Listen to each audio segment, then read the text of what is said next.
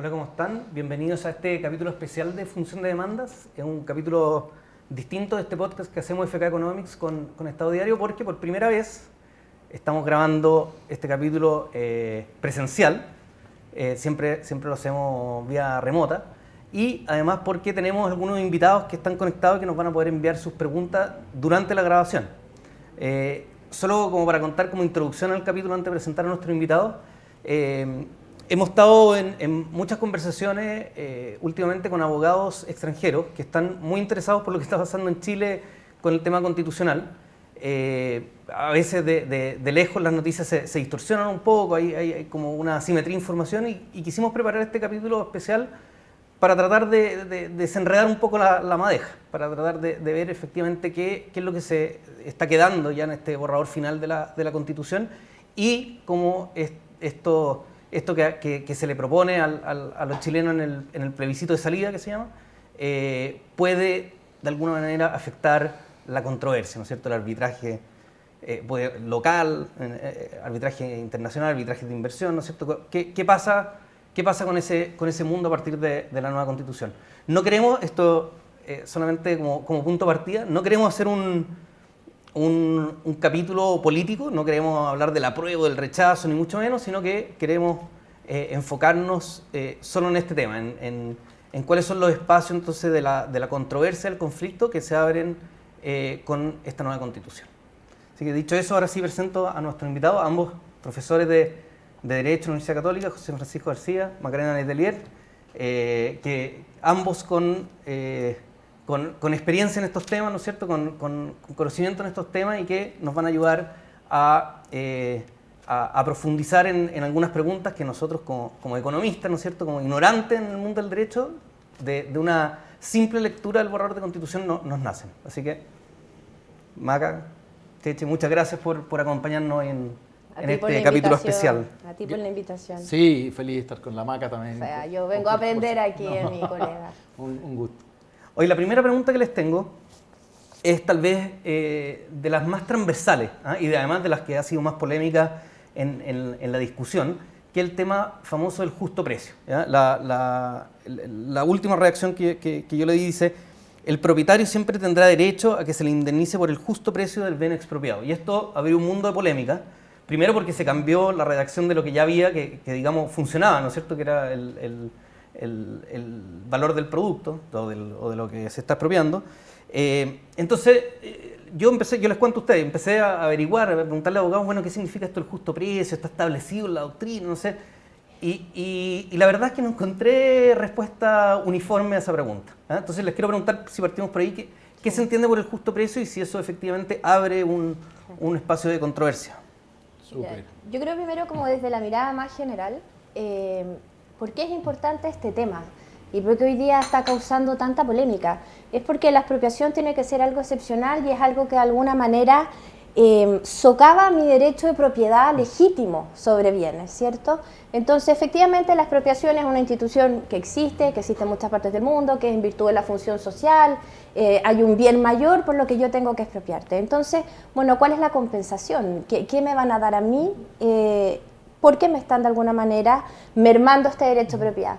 Entonces es ahí donde se incorpora este concepto de justo precio, que lo que hace es entregarte una incerteza. O sea, ¿por qué yo tengo que verme menos protegido de lo que estaba? ¿Qué se ha dicho de esto? ¿Qué posibilidades voy a tener de recurrir de lo que se establezca hoy día? Se hacen tasaciones, se acompañan los avalúos, también se le suma incluso una indemnización a ese mismo avalúo, ¿cierto? Entonces yo creo que por ahí está lo complejo, el haber innovado en algo que te entregaba certeza frente a lo que estamos conversando. Hay una razón para el cambio, además, porque o sea, si fuera inocuo, se mantendría la redacción original. Es que es desproteger el derecho de propiedad, a mi juicio. No sé cómo lo ve José Francisco.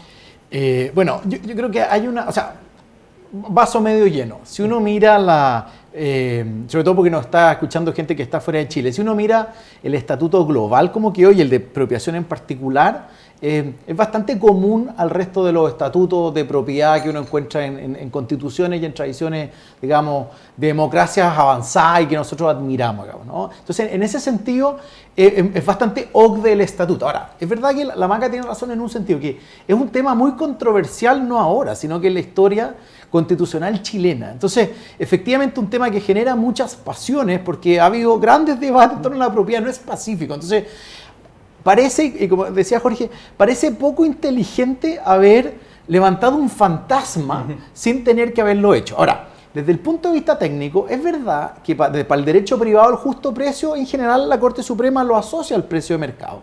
Y por otro lado, es verdad que la regla hoy día de daño patrimonial efectivamente causado es una regla que, por así decirlo, inmediatamente nos infiere el precio de mercado. Entonces nosotros abogados tenemos que ir a litigarlo. Sí. Y nos van a tirar, digamos, la tasación baja o tasación fiscal, claro, y nos van a tratar de meter. De hecho, nosotros tenemos un montón de casos en que entonces, cualquier práctica, donde yo veo que hay un poco también, yo creo que es bueno despejar algunos mitos. ¿Dónde yo creo que hay un mito? O sea, no es que hoy día la Constitución diga, por así decirlo, se pagará el precio de mercado, pero es verdad que hoy día daño patrimonial efectivamente causado también la jurisprudencia lo ha asociado al precio de mercado. Entonces, ¿qué es lo que uno tiene?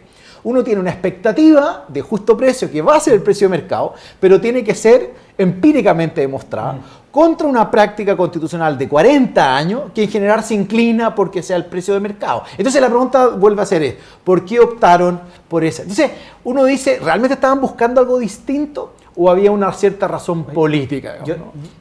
Yo te puedo decir de nuevo mi visión o mi impresión de ignorante en el tema, pero si uno tuviera absolutamente establecido que el precio justo es el precio de mercado o el daño, que fueran sinónimos, lo que yo preguntaría es, bueno, ¿y qué pasa si en 5 años más, en 10 años más, llega un diputado y se le ocurre proponer una ley que diga, ¿sabe que para la expropiación para viviendas sociales, el justo precio se entenderá como el valor libre, o se entenderá como cero, cualquier cosa? Eso va a ser constitucional, digamos. Hoy con esta redacción no tendría esa traba. Entonces, ¿se abre ese espacio realmente o es un susto de ignorante economista? Yo creo que hay una sensación de que esta redacción va a dar espacio a más judicialización en elementos que hayan expropiaciones, ¿cierto? Un poco porque también no hay historia, no hay jurisprudencia, vamos a tener que entrar a definir, lo más probable que el litigio, ¿qué se va a entender por justo precio? Entonces yo ahí veo ese riesgo, esa incerteza. La gente va a entrar a estos procesos, sea o no sea realidad, porque también yo creo que una constitución tiene que darnos como abrazar al final los razonables miedos de las personas. Entonces por eso es importante que sea clara, que no sea muy larga, que nos congregue, que tantas cosas. Entonces para ti la principal fuente de incerteza es la ambigüedad del concepto. Es la ambigüedad del concepto porque hoy día por algo hay un cambio. Yo creo que también es bien ilusorio decir, no, mira, aquí solo el concepto es diferente. Aunque uno pudiera escribir que no, mira, si el espíritu, si también la expropiación siempre va a tener su compensación, bueno, eso se tendrá que ver. Pero yo creo que hoy día esto sí puede abrir un espacio para mayor judicialización y eso es lo que uno espera que no ocurra con un nuevo texto constitucional. Por el contrario, estamos buscando tener un mejor texto, no algo que abra tanta desconfianza. Ahora, yo en general tengo un enfoque bien anglosajón al derecho constitucional en el siguiente sentido, que es verdad que nosotros en Chile y en Latinoamérica y en Europa nos criamos bajo la idea de los textos y los códigos, ¿no? Pero en realidad sabemos que el texto del código, en particular la Constitución, que tiene estas normas generales, bien indeterminadas, requieren en el fondo una implementación que es legislativa y por ahí efectivamente hay algunas amenazas, digamos, ¿no? Y por supuesto el desarrollo jurisprudencial. Entonces, es verdad que hay una práctica constitucional que se genera bajo el amparo de ese texto, pero me parece que esta pretensión como de pedirle al texto, es como pedirle al texto actual, oiga, usted tiene que expropiar con el precio de mercado. Es que daño patrimonial efectivamente causado por terminado en cualquier lado, ¿no? Lo que pasa es que efectivamente compite la nada contra una práctica de 40 años. Una futura ley de un parlamentario creativo no podría haber dicho la pérdida patrimonial en el caso de una expropiación para viviendas sociales se entenderá cómo, porque la pérdida patrimonial. Yo ahí no veo que esté asociado a justo precio. Al revés, la creatividad legislativa yo la veo asociada a otras reglas, digamos, ¿no? En particular a esta idea de modalidades de pago. ¿No? Iba a eso, sí. No, yo creo tal que vez si nos puedes contar un poco cómo quedó. Esa regla sí la encuentro más delicada, porque en el fondo es curioso cómo entra, digamos, ¿no? Porque en teoría está esta idea, como decía la Maca, de que es la regla de hoy día, digamos, ¿no? Contra la expropiación va a haber un previo pago previo a la toma de posesión material del bien expropiado, ¿no? Y esa regla es más o menos pacífica. Pero ahora se mantiene más o menos esa regla, pero se mantiene como garantía que uno podrá impugnar la legalidad del acto, que es lo que los abogados hacemos, el monto de la expropiación, que nuevamente es lo que hacemos los abogados, y luego las modalidades de pago. Entonces, por la vía de una garantía, se abre una idea en el fondo al legislador. Oiga, mire, parece que hay modalidades de pago que podrían no ser el previo pago contado antes de por ejemplo, claro, para la expropiación.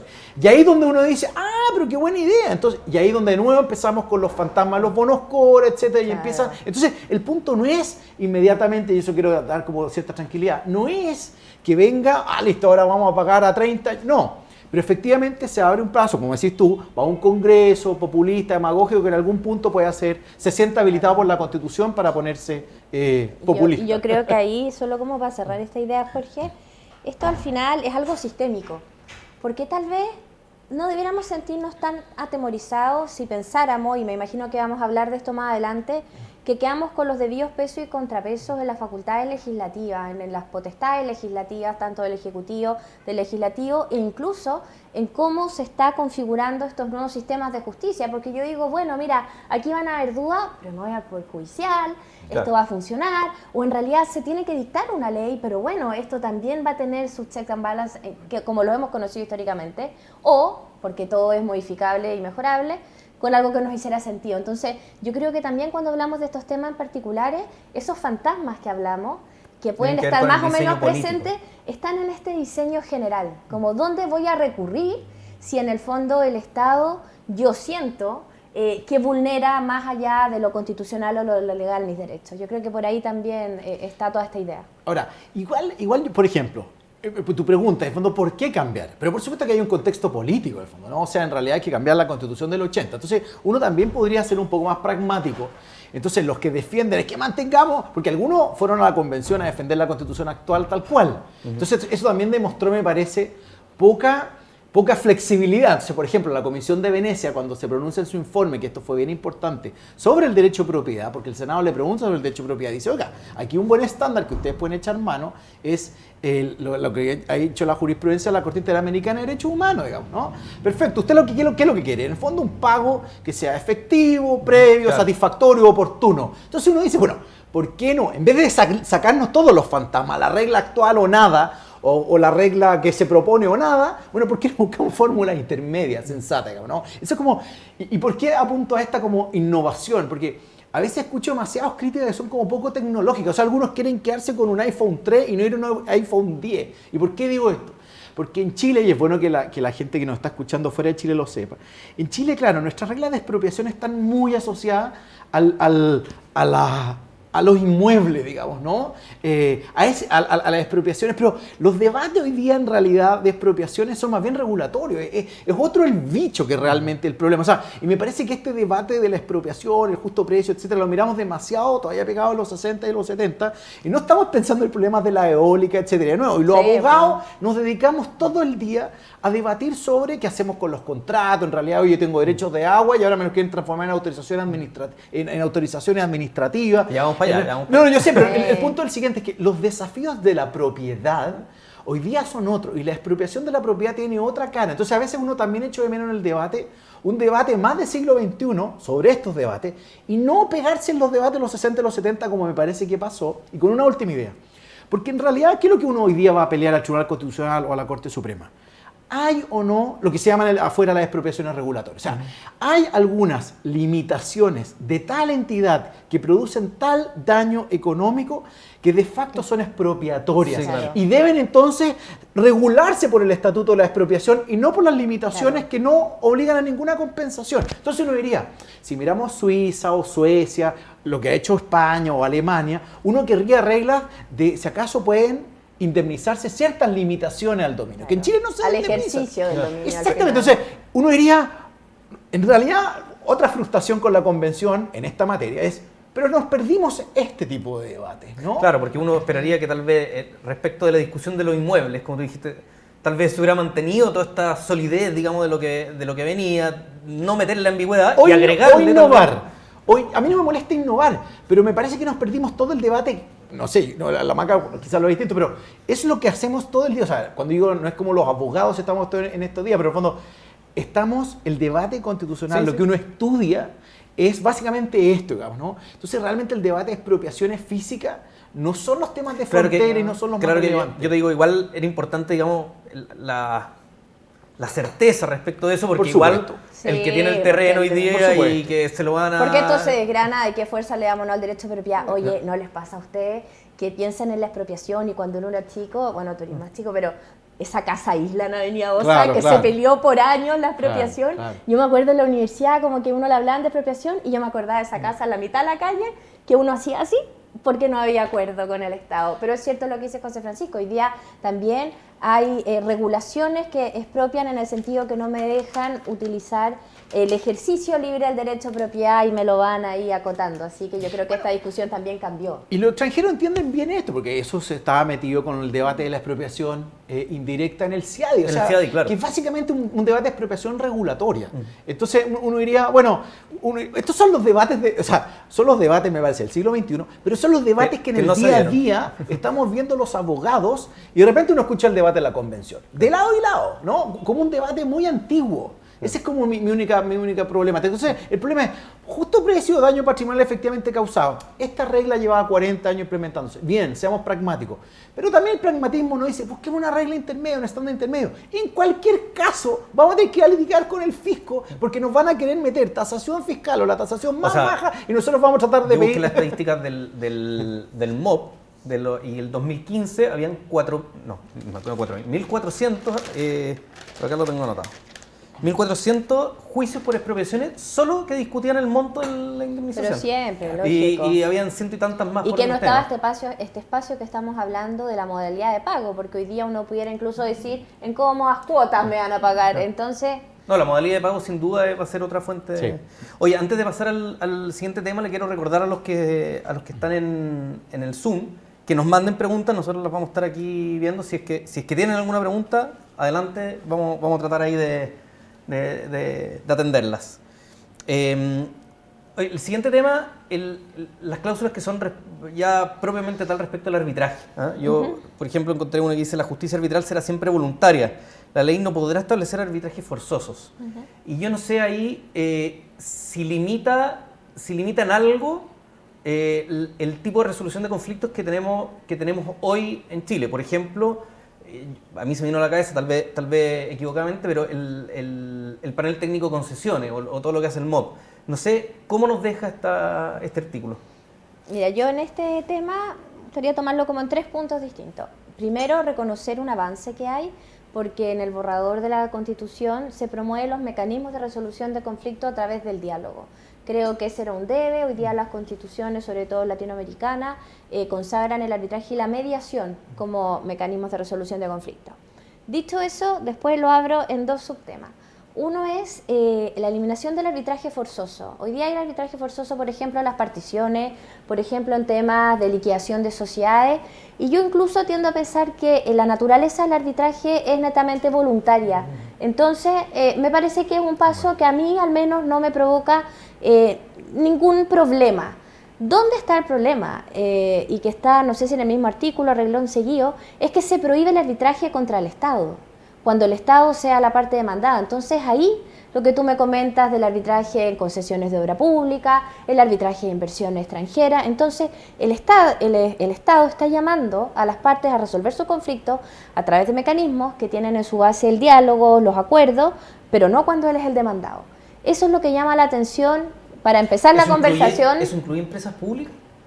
O sea, una empresa internacional que tiene algún conflicto con una empresa pública chilena no va a poder... Lo que pasa es que las empresas públicas, hay un decreto ahí especial y vamos a ver cómo conversa o no con este texto, porque pudiera alegarse la inconstitucionalidad en el futuro, que permita a las empresas del Estado tener arbitraje, Codelco, ENAP, etcétera, y la misma Corfo, el conocido caso Corfo-Soki, pero va a estar por verse. Yo creo que aquí hay una señal que va en el sentido contrario y nos saca un poco de las ligas de sedes o de lugares para la inversión extranjera, porque en Chile, si yo tengo un problema, solo me puedo ir al cuarto juzgado civil y contra el Estado. Entonces, yo creo que eso como va a empezar a darle respuesta a tu pregunta. Sí, por otro lado, yo creo que se me ocurren dos ideas, compartiendo las ideas de la Maca. La primera es, me parece una idea de potenciar los tribunales administrativos, ¿no? Entonces estos tribunales administrativos que se crean parecieran ser el lugar al que querrían ser llevados esos conflictos, por un lado. Segundo, estoy de acuerdo con la señal de falta de modernidad, digamos, ¿no? O sea, todo lo que se avanza en algunas materias, que hay que destacarlo también, se crea un capítulo nuevo, desconocido en nuestra historia constitucional, que es el capítulo 5 de Buen Gobierno y Función Pública, que es bien potente, digamos. De hecho hay un artículo de modernización del Estado, o sea, hay cosas interesantes. Hay un intento menor, pero hay un intento de separar la administración del gobierno, o sea, para que y se constitucionaliza el servicio civil. Sí. O sea, realmente hay un intento de modernización del Estado genuino.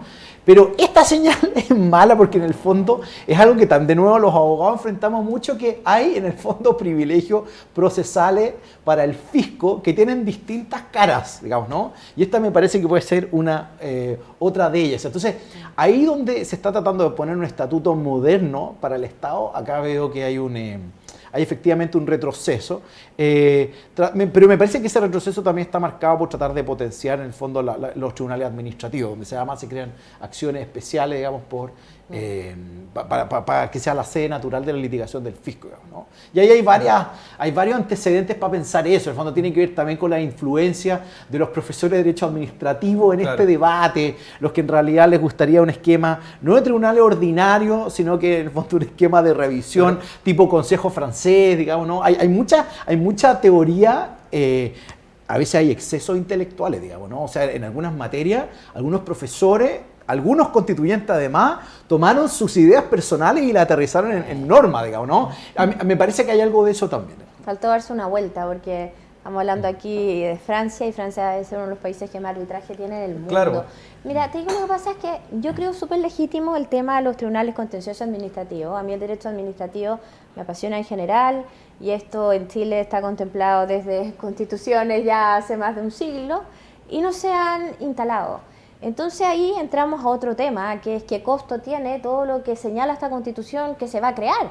Porque en paralelo, y ya que estamos hablando de sistemas de justicia y cómo se resuelven los conflictos, Chile lleva 15 años tramitando, discutiendo y trabajando la reforma procesal civil, que es la hermana gemela de esto. Porque yo tengo un sistema procesal civil que obedece a normas de fines del siglo XIX, del siglo XX, la mayoría de ellas, que no se condice con los tiempos que requieren hoy día la resolución de conflictos. Por eso en el mundo en general, no solo en Chile, crece tanto el arbitraje, porque estas relaciones comerciales, las inversiones, mueren si se demoran 7, 8, 9, 10 años en resolverse. Al final es conveniente, si esa es la gracia. Pero todo, es que eso es, porque hay dos puntos. Uno es el sentirte que tienes que ir a resolver un conflicto con el Estado en tribunales estatales, ¿cierto? Y por eso está la institucionalidad del arbitraje de inversión extranjera. Y lo otro también son los tiempos en general y cómo tenemos que modernizar más el sistema de justicia, que hoy día hay un cuello de botella. Y por otra parte, mirar un poco qué pasa afuera. Ecuador salió del sistema del CIADI, Ecuador volvió. Y volvió. ¿Y por qué salió? Conocemos el caso Chevron, no les gustó un fallo, etcétera. Pero si no estás, sales del mapa. Si sales del mapa y hay un dominó perverso, Entonces yo creo que esto del Estado realmente, porque hay cosas que uno puede discutir desde lo técnico, desde lo político, desde lo valóricamente conceptual. Esto claramente yo lo veo como un error a todas luces. Pero también porque la fisonomía, o sea, yo creo que también hay una mirada poco moderna sobre el Estado y sus distintas caras. O sea, pareciera que esto está siempre pensado que el Estado y las empresas públicas y quizás los servicios públicos, y cuando hablamos de derechos sociales tiene demasiada cara de que algunos quieren ir a un Estado prestacional y no un Estado garante.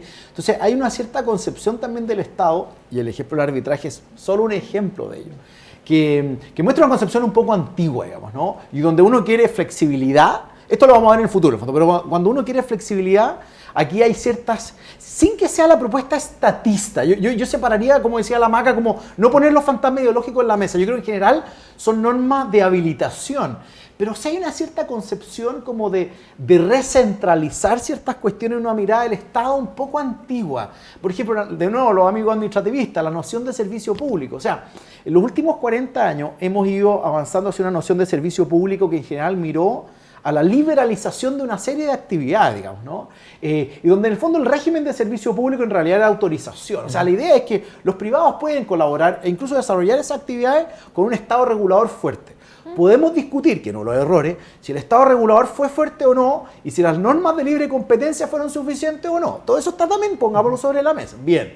Y ahí está parte de la legitimidad también del modelo económico, en el fondo, ¿no? Pongamos eso sobre la mesa. Pero dicho eso, hay una idea, como volviendo a Francia, como volver a las antiguas nociones de servicio público francés, en que en el fondo una visión como orgánica, en que el Estado tiene que prestar los servicios públicos, y en realidad todo lo que hemos avanzado en energía, entonces ahora hay una cierta, en algunos sectores hay una como idea de volvamos al servicio público. Entonces cuando uno mira el Estatuto de Salud, se está pensando el modelo como un modelo de servicio público. Si uno mira pensiones, por ejemplo, esta idea del sistema de seguridad social público, perfecto, uno podría decir, quiere decir nacional, no estatal, perfecto. Pero también hay algunos que dirían, no, mejor vamos a un esquema de régimen de servicio público. ¿Qué significa un régimen de servicio público? Con obligaciones públicas exorbitantes, con ciertas potestades, con la capacidad de intervenir en algunos casos, digamos, de revocar esas autorizaciones. O sea, cambia el modelo, pero esos modelos son muy antiguos, al fondo, ¿no? Es muy sesenteno, entonces a uno le preocupa que estemos en alguna de estas materias retrocediendo, digamos, ¿no? Me sacó la palabra retrocediendo. Déjame dar un pequeño ejemplo, no solo desde lo que nosotros podamos pensar en la teoría, incluso a mí me toca mucho el tema del arbitraje en la práctica, soy absolutamente incumbente en mi respuesta y bueno, ya estoy súper abierto y transparente. Pero me tocó estar en una sesión de las Naciones Unidas hace 3 años en Viena, donde la discusión era, se está trabajando el procedimiento acelerado. Y son parte de los estados, habían 80 naciones representadas y tú veías 2 posturas, Rusia y Singapur. Singapur, sí, el arbitraje acelerado, menos tiempo, hoy día el Estado tiene el acceso a las pruebas rápido, los tiempos, la flexibilidad que tú lo has mencionado también, la autonomía. La mano, Rusia. No, no, no.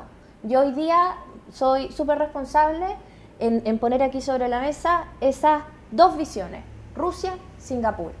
Arbitraje, moderno, Estado, competencia. Si tú puedes resolver más rápido los conflictos con tus inversionistas mejor, o con tus proveedores, quienes participan en licitaciones de obra pública, el Estado como mandante o como concesionario, más oferta y más mercado hay, más bajo es el precio. Lo otro es no tener una mirada y es quedarse en ese concepto estatista antiguo. Así que yo también me gusta traer estos ejemplos porque... ¿Antiguo o no tanto? Porque, bueno, pero ya está esa bien, una discusión más de pero muy conveniente desde una mirada estatista, poco individuo, porque también nosotros, ¿quién no está de acuerdo hoy día que todo tiene que ir en pro de la misma persona? Oye, pero digamos que es antiguo, por lo siguiente, porque por ejemplo, hubo todo un debate, una comisión encargada de los temas de ciencia y tecnología. Entonces, por ejemplo, uno diría, perfecto, hoy día la Constitución actual en materia económica se dice es azul, porque es cargadita y es muy anti-intervención del Estado. Y yo creo que hay buenas razones para en algunas materias sostener que eso es correcto. Hay un sesgo anti-participación empresarial, digamos, del Estado. Bien, ahora nos vamos a una Constitución más bien rosada, digamos, ¿no? O sea, nos vamos, sino al contrario, a mí no me gusta que no sea ni azul ni rosada, pero en fin, pero ese no es el problema. El problema es innovación, ciencia y tecnología al servicio, por ejemplo, de asociaciones públicas privadas en materia empresarial. Yo sé que a los economistas más ortodoxos general no les gusta esta idea de, pero uno diría, la Constitución es habilitante, entonces uno podría tener un derecho a desarrollar actividades económicas lícitas ampliamente, una regla de libertad económica potente. La regla de libertad económica ahora quedó más o menos. La que tenemos en la actual Constitución yo la encuentro bien mala. Después, en todo caso, no quiero defender la regla de libertad económica actual, pero la encuentro muy débil, digamos, ¿no? Y el Tribunal Constitucional tampoco la ha desarrollado mucho. Ok, hay habilitación ahora en la nueva Constitución a las empresas estatales. Lo discutimos más adelante. Pero eso me parece que también va en línea con varias constituciones europeas. Pero uno diría, oye, usemos la innovación, la ciencia y la tecnología al servicio de las alianzas público-privado, digamos, ¿no? En distintas materias. Algunos, los sistemas, estas participaciones mixtas como que se ponen a temblar, pero ok, pero son reglas de habilitación, ¿se pueden producir? No se pueden producir. Pero entonces usemos la innovación, la ciencia y tecnología para potenciar estas alianzas o para potenciar la participación pública en materia económica. Ese es el debate. ¿Y en qué estamos? Servicio público del siglo XX. Eso es lo que uno echa de menos, como las oportunidades que se perdieron, digamos, ¿no? No, sí, o sea, podemos entrar en el debate, ¿no es cierto?, del sistema político, y ahí hay miles de otros temas, pero nos mantenemos, digamos, dentro del... Perdón, pero también hubo al revés. Hay una muy buena regla de usar la innovación, la ciencia y tecnología. No pusieron, creo que, la mejor evidencia disponible, porque esa era la regla húngara, pero la regla que más o menos parecía para mejorar la calidad de los servicios públicos. Sí, ya, esas son buenas reglas. O sea, de nuevo, hay que aplaudir esas cosas. La pregunta, ¿por qué no se fue al Estado empresario esa regla? Oye, bueno, el Estado empresario dice respecto a la participación del Estado en actividad económica, y aquí ya me meto tal vez en un par de preguntas que tengo sobre estos debates que tú decías como de la expropiación regulatoria o indirecta. Dice, el Estado tendrá iniciativa pública en la actividad económica, para ello podrá desarrollar actividades empresariales. Y lo que yo pensé de nuevo es, bueno, llega el Estado y se le ocurre hacer la cadena nacional de farmacias públicas, digo farmacias por decir cualquier ejemplo, ¿no? Y no sé, pues si hay alguna cadena con inversionistas mexicanos, digamos, como ejemplo, y que alegue justamente, no sé, en CIADI, donde sea, una inversión, y diga, oiga, ¿sabe que a mí esto me afecta mi legítima expectativa? Están tirando el precio de los medicamentos al suelo, y esto es una... competencia desleal. Algo como de competencia desleal, o podemos decir injusto, discriminatorio, etcétera, etcétera. O sea, le podemos poner todos los adjetivos. Claro. ¿Se abre ese espacio realmente con esta redacción? ¿Qué opinan ustedes? A mi juicio sí.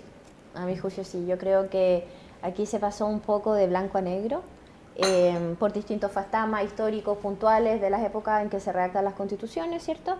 Pero de alguna manera este concepto de Estado subsidiario en materia económica que teníamos, que hay otra discusión, porque no está la palabra subsidiaria, pero sí podemos colegir de la interpretación que hacia allá va el pilar. Con un amparo económico muy fortalecido, ¿cierto? Y donde decía, bueno, en los espacios que el privado no puede entrará el Estado porque se privilegia esta iniciativa. Ahora vemos esta norma y nos cambia esa lógica al final. Ahora, ¿se inhibe la participación de los privados? Por supuesto que no. Lo que pasa es que uno tiende a pensar que si la Constitución lo deja redactado de esa manera, está mostrando un Estado con una iniciativa que no parece acorde a lo que hoy día estamos de acuerdo en el este Estado mundo. tendrá iniciativa pública en la actividad económica. O sea, así es, y ahí parte. O sea, yo tengo que competir en el desarrollo de una actividad económica con el Estado, eso está bien, se va a demorar más. El Estado, yo en pedir los permisos para abrir esa farmacia. El Estado por ¿y qué capacidad, su lógica empresarial en el ejemplo de las farmacias, puede tener el medicamento más bajo porque tal vez tiene otra expectativa. Es que por eso yo no puedo competir, eso de alguna manera va a inhibir en un mediano plazo, va a coartar todo lo que nosotros buscamos del emprendimiento. Bueno, pero si en realidad el Estado lo va a hacer, el Estado tiene todas las condiciones mucho más favorables. Yo aquí creo que efectivamente se fue hacia el sentido absolutamente contrario. Esto probablemente va a afectar, esto ya de nuevo es pura hipótesis, pero podría afectar más bienes de primera necesidad, bienes sensibles. Por eso usé el ejemplo de los medicamentos, que no sé, que el emprendimiento, digamos, tipo Startup Chile, por caricaturizar un poco. Todas las normas de libre competencia aplicadas a todas las iniciativas del Estado, entonces tendríamos los juicios ante el Tribunal de la Libre Competencia, que también tiene ahí unas modificaciones, si es que tenemos, efectivamente. porque no estamos frente a un rayado de cancha de igualdad de condiciones con el privado. Entonces, si lo que se quiere, si el espíritu quiere decir, bueno, en aquellos bienes, en aquellos desarrollos que el Estado no llega, que se necesita más competencia en esa cosa excepcional, porque no es el rol del Estado. Así que por lo menos esa es mi mirada, no sé, aquí el profesor. No, un comentario general y uno específico. El general es, en el fondo, lo que uno echa de menos. Este es un buen ejemplo de los equilibrios que han logrado los países que nosotros admiramos en Europa, ¿no? Entonces, uno diría, perfecto, se construye un Estado social y democrático de derechos, con un conjunto robusto de derechos sociales y económicos, culturales. Bien. Hay una regla de habilitación al Estado empresario. Después podemos discutir además ya la complejidad, que lo más jodido, creo yo, es las autorizaciones en materia regional y comunal. Sí, eso, sí. Eso, pero dejémoslo de lado, porque ese es otro debate complejo. Pero entonces uno dice, ok, Estado social democrático de derecho, habilitación a las empresas públicas que puede o no generarse estos desarrollos empresariales por parte del Estado. Perfecto. Pero, como la Constitución española, un compromiso fuerte con la economía social de mercado. Tal cual, digamos, ¿no? Con la economía de mercado, de hecho. ¿Y qué depende de eso? ¿O qué cuelga de eso? Una libertad económica robusta, un derecho a asociación robusto, un derecho a propiedad robusto. Entonces, en el fondo, o sea, si queremos lograr un estado de bienestar, pero con una economía potente, digamos, ¿no? Y todo este paquete es OCDE, perfecto. ¿Logramos o no los equilibrios? Eso es lo que uno pide, en el fondo. ¿Se lograron o no los equilibrios? Y uno dice, no, hay demasiado para avanzar en materia de equilibrio. Entonces, aquí está desequilibrada la carga. Entonces, si uno mira aisladamente las reglas de Estado empresario, uno dice, claro, se perdió la oportunidad de tener neutralidad competitiva, digamos, ¿no? ¿Por qué no hay neutralidad competitiva? Claro, porque aquí de nuevo la pregunta desde fuera, pero que no exista esa neutralidad competitiva, lo que hace es justamente abrir espacio al conflicto. O sea, así lo veo. Para ser justo, hoy día la regla es, para ser justo, no es que la Constitución hoy día sube mucho los costos del Estado empresario en el sentido que se requiere una ley de quórum calificado, que es la mayoría absoluta de los diputados y los senadores en ejercicio, que es una regla dura, digamos, no rígida. Y luego se aplica la legislación común, que es en el fondo para tratar de garantizar neutralidad competitiva. A menos que por una ley de quórum calificado, que es la misma, se pongan excepciones a esa regla. O sea, hoy día también se autoriza. Lo que pasa es que el quórum es más alto. Hoy día va a ser con ley simple, digamos, bajar los votos, por así decirlo, digamos, ¿no? Es más flexible. Ahora, hay modelos donde no se pide la ley. O sea, ya que esté la ley es una garantía importante. Yo creo que es bueno destacarla. Pero yo creo que la reflexión de fondo es perfecto. Pero ¿es suficientemente el estatuto para potenciar la iniciativa económica privada? ¿Es lo suficientemente potente para equilibrar este Estado social y democrático de derecho que estamos tratando de construir? Con la habilitación al Estado empresario, esa pata uno la encuentra más débil. Entonces uno dice, tenemos un buen mix, no es suficiente. Entonces ahí hay un espacio, digamos, de perfección, de mejora y de crítica. Ahí yo quiero agregar algo. A mí me encanta esa norma de la Constitución española porque no pone al gobierno español ni al Estado como un actor más dentro del desarrollo de actividad económica, sino que le da este rol de garantizar muchas cosas y de empujar al final el desarrollo competitivo, ¿cierto?, en la economía y en las actividades económicas.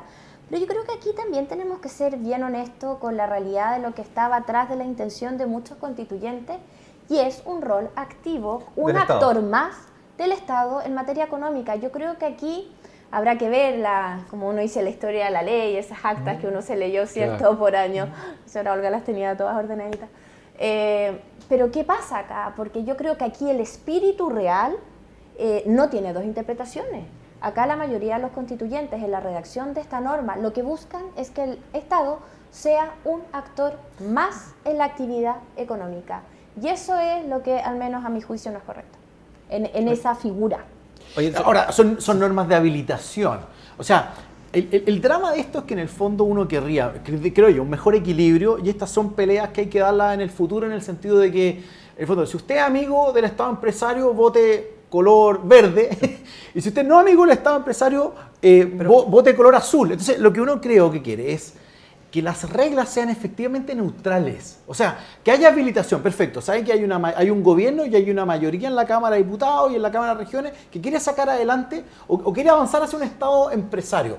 Pero por el otro lado hay otro grupo de personas de color azul que quieren rebajar los impuestos, quieren privatizar ciertas empresas, y la pregunta es si la Constitución permite ambas cuestiones. Y esa neutralidad es la que uno pide en la Constitución. Esos son los fundamentos ideológicos que uno ve detrás de esta norma. O sea, eso es, ¿no es cierto? Esa es la discusión. Mi duda súper simple es, bueno, pasa esto, ¿no es cierto?, que no hay neutralidad competitiva, entra esta cadena nacional ¿se puede entender que, no sé, si esta cadena nacional hipotética, ¿no es cierto?, que no existe, tira los precios de los medicamentos para abajo, ¿se puede entender como una expropiación indirecta o regulatoria, o es algo que digamos, no cabe dentro de esa categoría? A la luz de la jurisprudencia de, por ejemplo, el CIADI sí cabría. Y aquí también, esto que nos estamos haciendo tantas preguntas, a mí no me gustaría, por ejemplo, esa cadena, a menos que en verdad no hubiera ningún emprendimiento en el tema y no hubiera medicamentos. Pero sí me gusta el metro. Hay unos fallos del Tribunal Constitucional, medios noventeros, ¿son cierto? Sí, pues son bien súper interesantes y que trataron el tema del amparo y que permiten, y hay un buen sistema metro, y el Estado es un actor a través de una empresa. Eso está bien, eso está bien. Quiero que abran una red de farmacias si es que hay 3, 4... Pero un fundamento subsidiario. Es el fundamento. Oye, sí, ahora, muy corto, dale. Pero yo creo que en realidad, por ejemplo, lo que decía antes, yo creo que la regla actual de libertad económica es muy débil, es muy pobre, y ha sido más pobremente interpretada, y ha costado un mundo tener jurisprudencia en la Corte Suprema vía amparo económico, que es el que se ha tratado de hacer estas cosas. A la Corte Suprema nunca le gustó conocer estos casos, nunca. Entonces tenemos jurisprudencia muy pobre en esta materia. La regla que quedó ahora es, la propuesta es muy parecida a la actual y aún más pobre, digamos, que es más regulatoria, porque en la práctica, ¿qué es lo que te dice la regla? Tu libertad económica dependerá de las leyes que la regulen. Hoy día es muy parecida a la regla, pero ahora empeora un poquitito, pero igual de mala. Entonces uno habría querido tener una regla más potente. ¿Por qué? Porque se sube el rol del Estado empresario. Entonces la pregunta es el equilibrio, digamos, eso es lo que uno quiere. Si se habilita más, pongámosle más contrapeso. Exactamente. Entonces uno quiere ese tipo de equilibrio. Pero de nuevo, son reglas de habilitación, digamos, ¿no? Pero uno naturalmente ya está esperando que hay incentivos políticos para tener en algunas materias tu ejemplo porque ya están las farmacias populares dando vueltas, etcétera. Y no sé a ti te pasa, pero yo me trato de representar esto, no solo en la discusión hoy día, el borrador eventualmente va a ser o no va a ser, sino que en la interpretación en un tiempo más de lo que estamos hablando. Y con este espíritu, con esta redacción, la interpretación de la Corte, ya sea una Corte Constitucional, de una Corte Suprema, va a cambiar, porque hay un espíritu distinto. Pero es que ese es el punto. ¿O ese es un fantasma mío? No, yo creo que lo que se rompió en el fondo fue... la Constitución puede...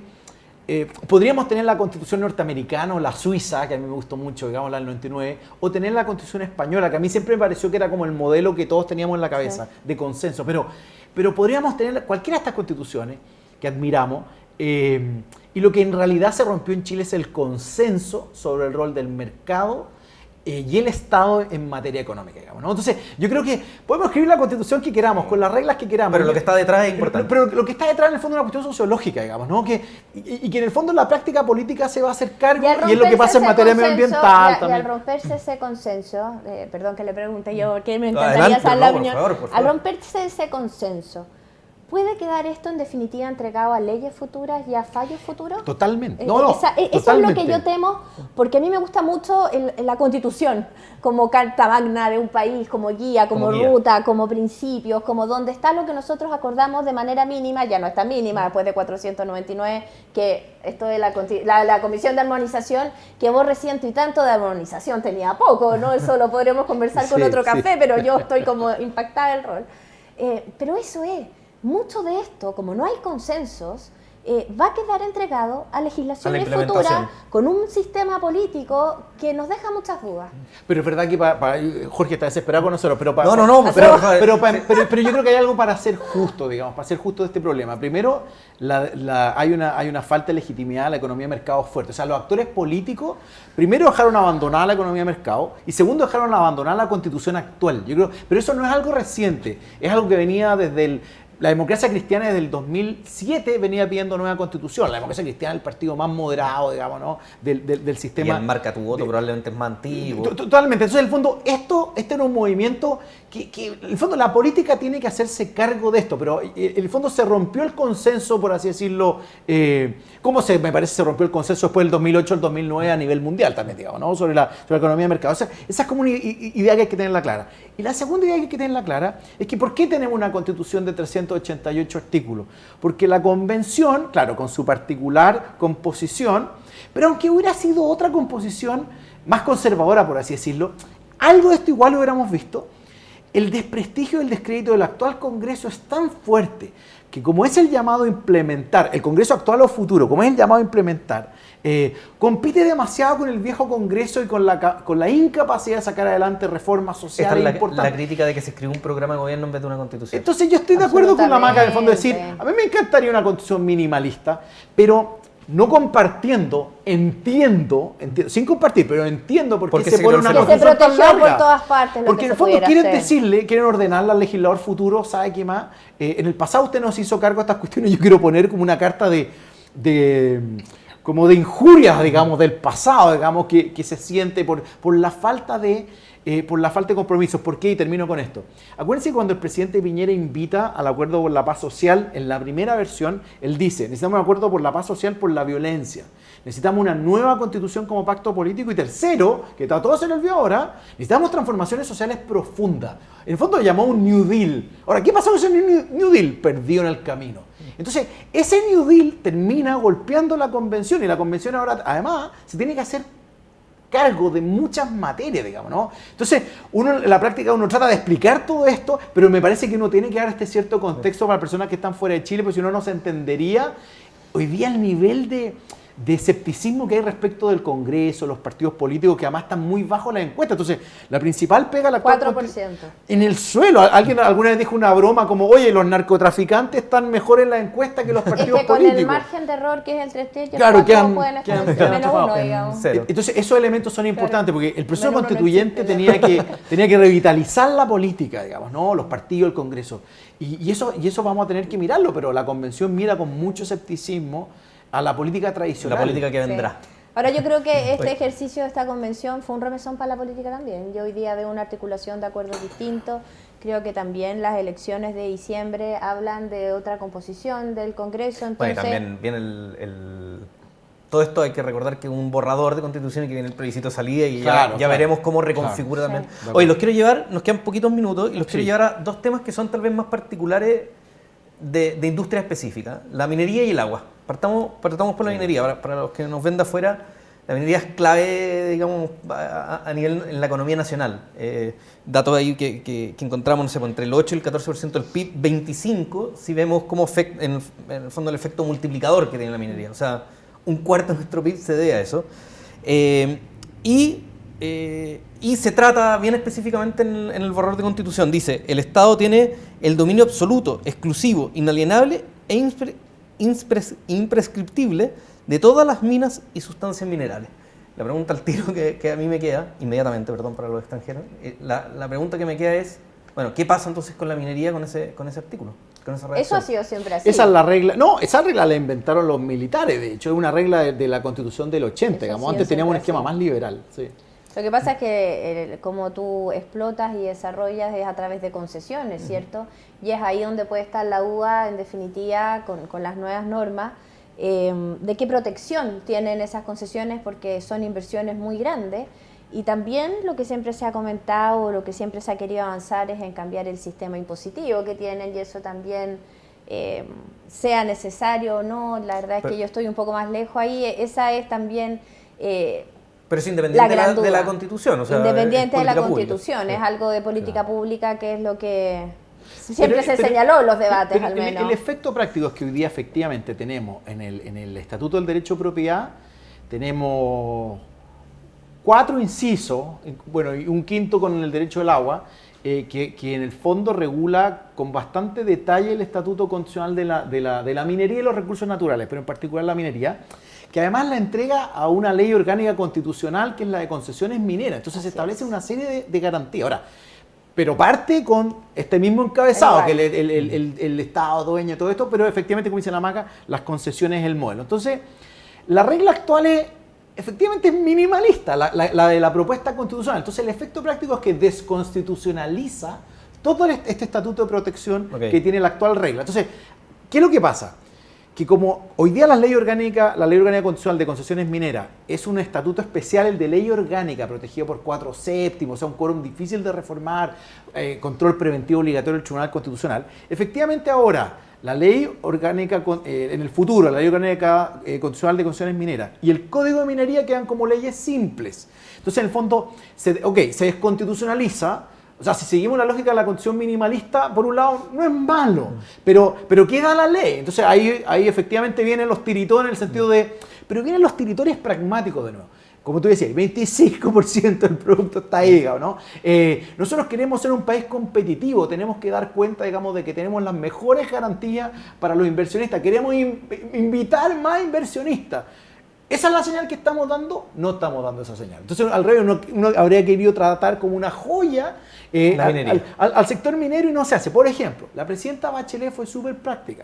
En su propuesta de nueva constitución, que presentó a comienzos de marzo del 2018, antes de irse, mantuvo incólume la misma regla del Estatuto de Propiedad Minera actual, digamos, para dar una señal de certeza, seguridad, continuidad. De pragmatismo. Entonces uno diría, De aquí hay un protección. caso, claro, aquí hay un caso en que se desperdician oportunidades. No porque acuérdense que venían reglas de nacionalización de la minería, que Sí. se trataron de meter en las transitorias. O sea, esto puede haber terminado muy mal. No, se insistió mucho. Mucho. Pero por supuesto, la idea es que, y con esto termino, es que efectivamente hoy día tenemos una súper buena protección a las concesiones mineras, pues son concesiones judiciales mineras, que es un modelo muy excepcional en el mundo, tengámoslo muy claro, pero tiene mucho sentido sobre proteger porque el sueldo de Chile, digamos, Claro. como decimos, ¿no? A pasar a un esquema de concesión administrativa. Pero ese modelo de concesión administrativa no quedó plasmado Perfecto. en la Constitución, pero está la idea dando vuelta de que en el fondo sea un esquema de concesiones administrativas, digamos, ¿no? Ahí volvemos a lo que tú decías Que antes, baja Maca, ley que siempre. los equilibrios políticos de peso y contrapeso entran en el juego. Claro, digamos. porque aquí el gran fantasma es que esta regulación que ha entregado una ley, de alguna manera se desviste esta protección que tenía la Constitución, y eso es lo que te genera tenemos un más Congreso. dudas. Claro, va a depender quién, y sobre todo que queda como ley simple, entonces... Claro, es que ahora en el fondo todo es ley simple, excepto algunas 9 o 10 materias muy excepcionales que van a pasar a tener quórum calificado. A mí en principio eso a mí no me molesta rebajar todo a ley simple, en el fondo, ¿no? El problema es otro, el problema es que, tengamos ley simple, pero tengamos algunos core, digamos, de protección, sobre Que todo sea constitucional. en ámbitos tan estratégicos.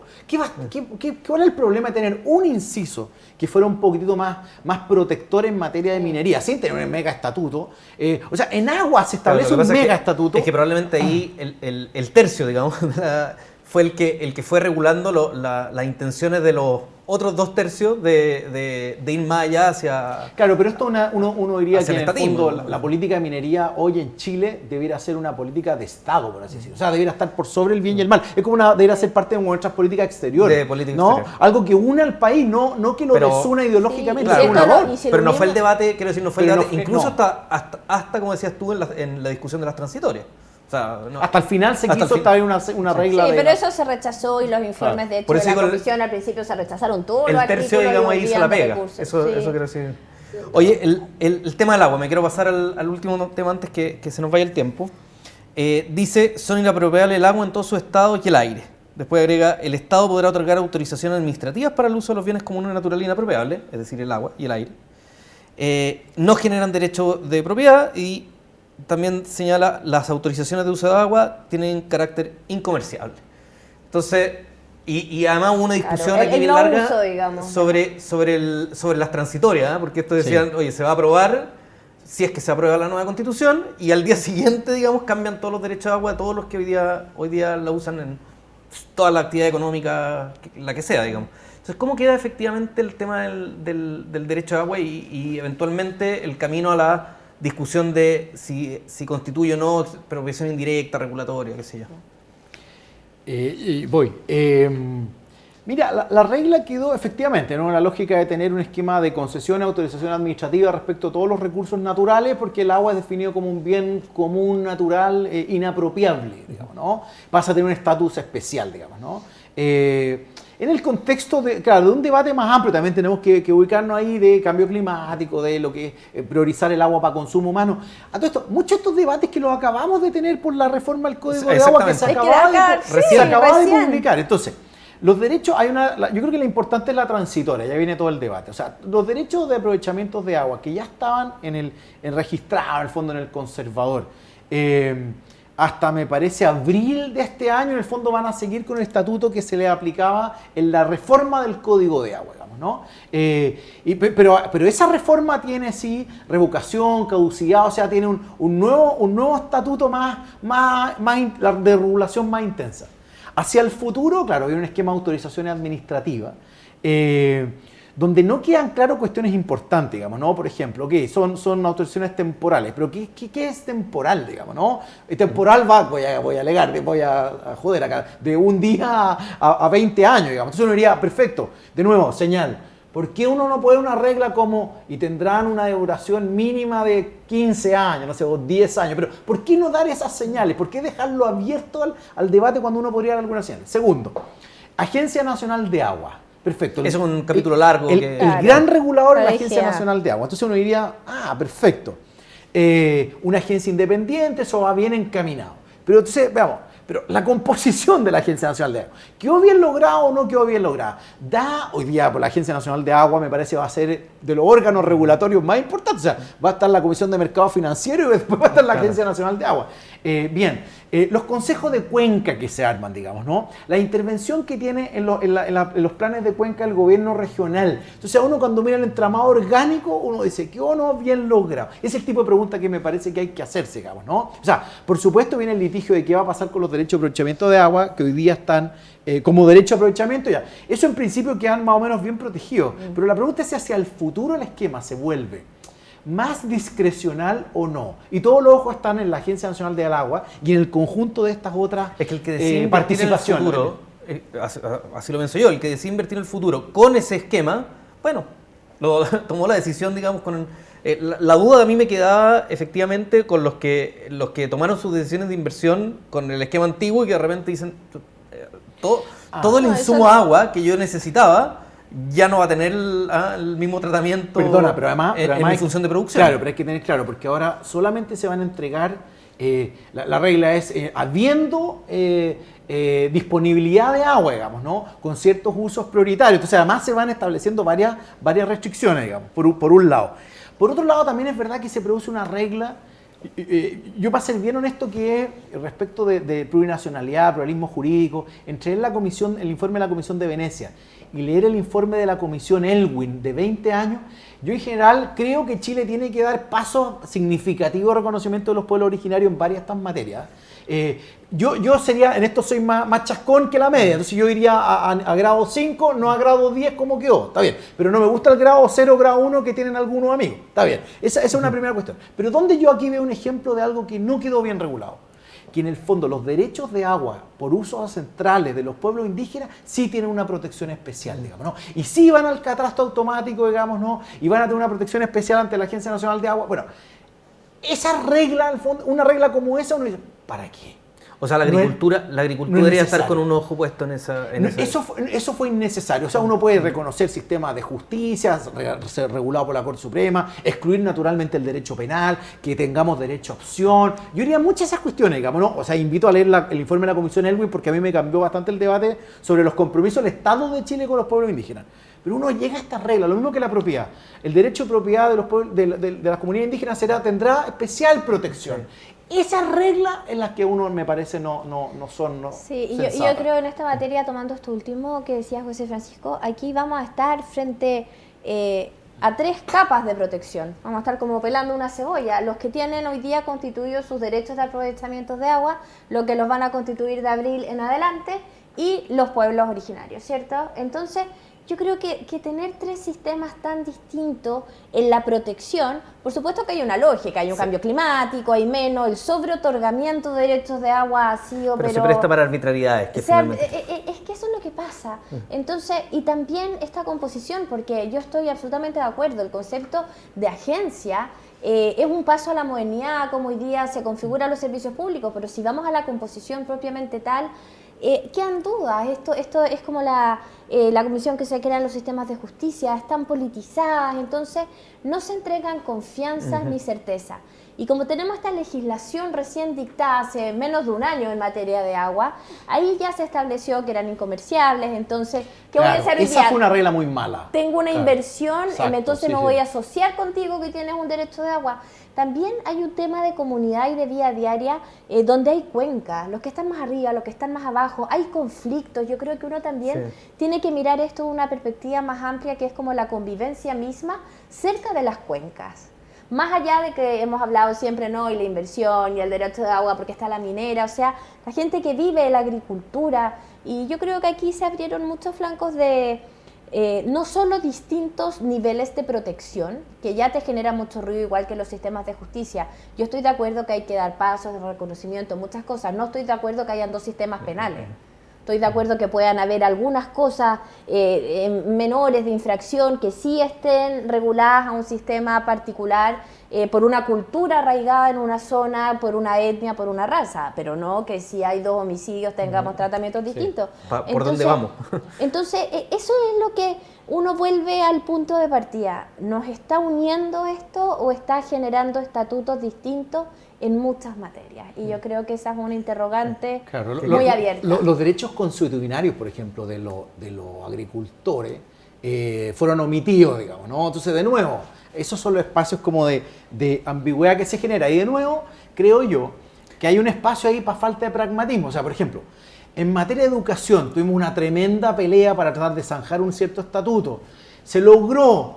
Y ahora ese pacto que heredamos del gobierno de la presidenta Bachelet, perfectamente su poder constitucionalizado ahora, de manera pragmática, no se hizo. En materia de agua, acabamos de tener un debate de ¿cuántos? 10 años con el Código de Agua. Bueno, ¿por qué no constitucionalizamos los acuerdos que ya se generaron? Bueno, abrimos. Entonces, ese es el problema, la falta de pragmatismo. Perdón, pero también quiero criticar acá, también en esto contribuyeron las fuerzas conservadoras para ser bien justo, digamos, ¿no? Porque algunos están permanentemente en cero, digamos, ¿no? No quiero innovación, que no retroceder respecto de lo que se discutió recién. El statu quo total. Entonces, en realidad, acá uno echa de menos una cierta cultura de consensos, de avanzar, de innovación y pragmatismo. Si lo que uno pide es pragmatismo. Ahora, esto está saliendo caro, porque los que no fueron pragmáticos y ahora están viendo las encuestas con preocupación, bueno, esa falta de pragmatismo volvemos está a que esto, caro. a todo lo que hemos conversado hoy es respecto de una propuesta que ya veremos si es que queda o no, pero... Y el costo de la propuesta. Hoy día hemos hablado de Agencia de Regulación del Agua, hemos hablado de la creación de tribunales contenciosos administrativos.